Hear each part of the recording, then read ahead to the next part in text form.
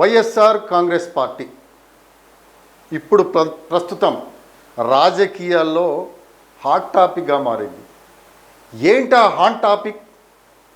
నిజంగా వైఎస్ఆర్సీపీ గురించి అంత చర్చించాల్సిన అంశం ఏంటి అంటే, వైఎస్ఆర్సీపీ కాస్త కాంగ్రెస్ పార్టీలో విలీనం కాబోతుందనే చర్చలు జోరుగా కొనసాగుతున్నాయి.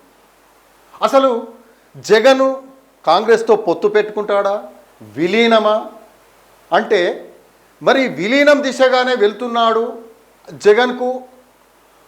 అంటే జగన్ బయటపడడానికి ఆ ఆప్షన్ ఒక్కటి మాత్రమే ఉంది అనేది ఒక చర్చ అయితే కొనసాగుతున్నది.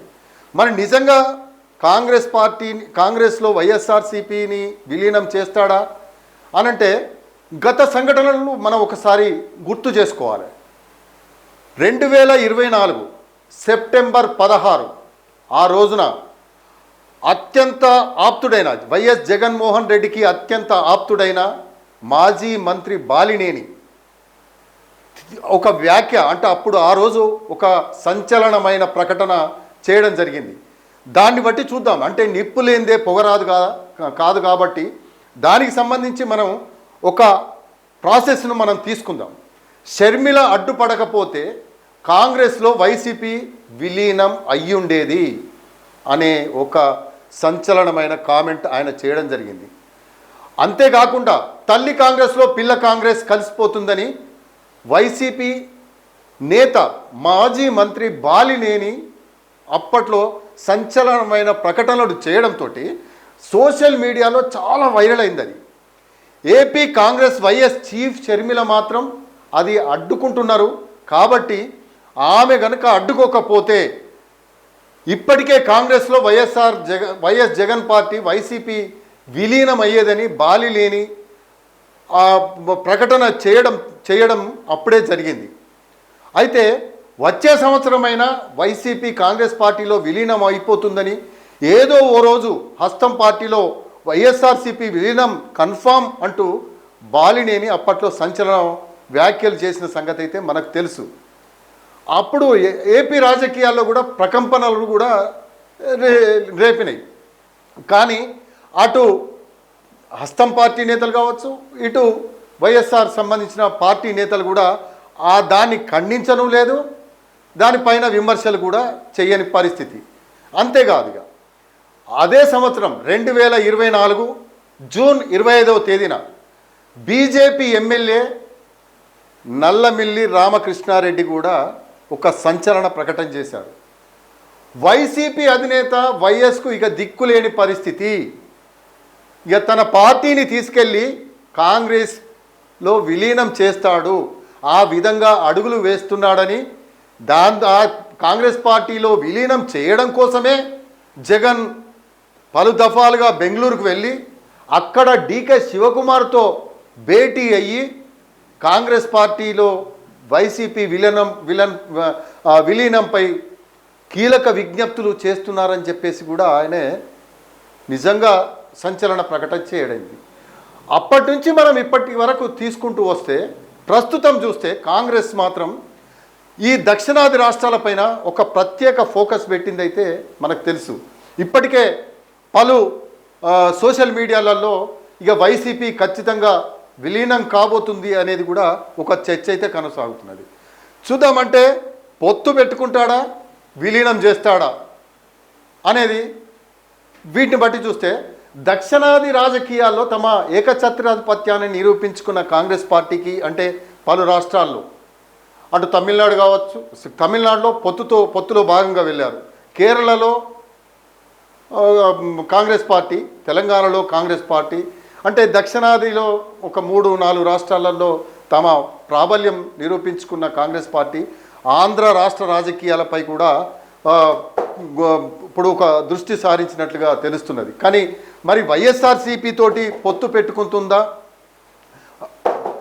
పెట్టుకుంటుందా లేదా మరి కాంగ్రెస్ పార్టీ విలీనం కాబోతుందా అని చెప్పేసి అనుకుంటున్న తరుణం రాని వచ్చింది. కాబట్టి ఈ పరిణామాల నేపథ్యంలో మనం చూస్తే మాత్రం ఒక ఆంధ్రప్రదేశ్ మాత్రం కాంగ్రెస్ పార్టీకి దశాబ్ద కాలంగా ఒక తీరని లోటుగా మిగిలిపోయిందని చెప్పవచ్చు. కేరళ, తమిళనాడు, కర్ణాటక, తెలంగాణలో కాంగ్రెస్ మిత్రపక్షాల హవా స్పష్టంగా కనిపిస్తున్నా ఏపీలో మాత్రం ఆ పార్టీకి కనీసం ఒక ఎంపీ కాదు కదా, ఒక ఎమ్మెల్యే కాదు కదా, ఒక సర్పంచ్ కూడా లేని పరిస్థితి కూడా అక్కడ కొనసాగుతున్నది. ఎంతటి దయనీయమైన పరిస్థితి అనంటే అంతటి దయనీయమైన పరిస్థితి. మరి ఈ రాజకీయ శూన్యతను పూడ్చుకోవాలంటే ఏం చేయాలి అంటే ఏపీలో పార్టీకి పూర్వ వైభవం తేవడానికి ఎలాంటి స్టెప్స్ వేయాలి అంటే కాంగ్రెస్ అధిష్టానం ఒక దీర్ఘకాలిక మాస్టర్ ప్లాను సిద్ధం చేసుకున్నట్లుగా తెలుస్తుంది. ఇందులో భాగంగానే ఒకప్పుడు కాంగ్రెస్ డిఎన్ఏ నుండి పుట్టి విడిపోయిన వైఎస్ఆర్సిపి అధినేత వైఎస్ జగన్మోహన్ రెడ్డిని మళ్ళీ కాంగ్రెస్ కూటమి వైపుకు తిప్పుకుందామా, లేకపోతే పార్టీలోకి ఆకర్షించే కీలక బాధ్యతను తీసుకొని ఆ పార్టీని విలీనం చేసుకుందామా? ఈ బాధ్యతను ఎవరికి అప్పగించారంటే తెలంగాణ ముఖ్యమంత్రి రేవంత్ రెడ్డి, కర్ణాటక ముఖ్యమంత్రి డికే శివకుమార్లకు ఈ బాధ్యతను అప్పగించినట్లుగా తెలుస్తుంది. ఎందుకనంటే వైఎస్ఆర్సీపీని కాంగ్రెస్ పార్టీలో విలీనం చేసుకునే దిశగా పావులు కదపాలని ఆ ఇద్దరికి బాధ్యతలు అప్పగించినట్లుగా తెలుస్తుంది.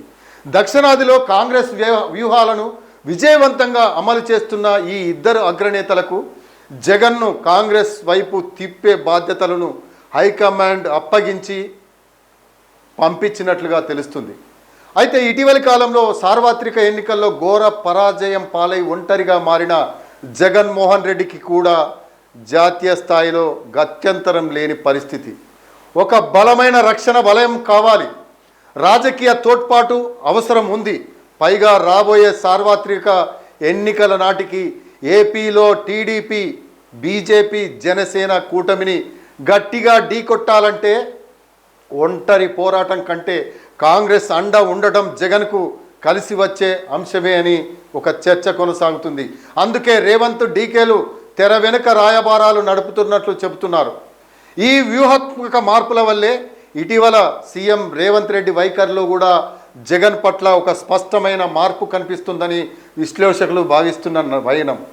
సాధారణంగా వైఎస్ఆర్ కుటుంబంపై లేదా జగన్ విధానాలపై గతంలో తీవ్రంగా విరుచుకుపడ్డ రేవంత్ రెడ్డి ఇటీవలి కాలంలో జగన్మోహన్ రెడ్డి పట్ల చాలా సాఫ్ట్ కార్నర్గా మెయింటైన్ చేస్తున్న పరిస్థితి.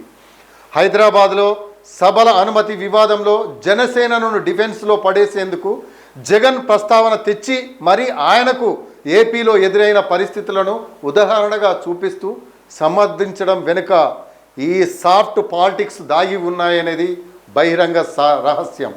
జగన్ను శత్రువుగా కాకుండా భవిష్యత్తు మిత్రుడుగా చూసే ప్రక్రియ కాంగ్రెస్ పార్టీలో అంతర్గతంగా ప్రారంభమైందనడానికి రేవంత్ రెడ్డి వ్యాఖ్యలే నిదర్శనంగా మనం అర్థం చేసుకోవచ్చు. ఈ సరికొత్త సోషల్ అండ్ పొలిటికల్ ఇంజనీరింగ్ క్షేత్రస్థాయిలో సఫలమైతే ఏపీ రాజకీయ ముఖ చిత్రంలో వైఎస్ఆర్సీపీ మిగులుతుందా లేదా కాంగ్రెస్ పార్టీతో పొత్తు పెట్టుకుంటుందా అన్నది ఒక చర్చగా మారింది.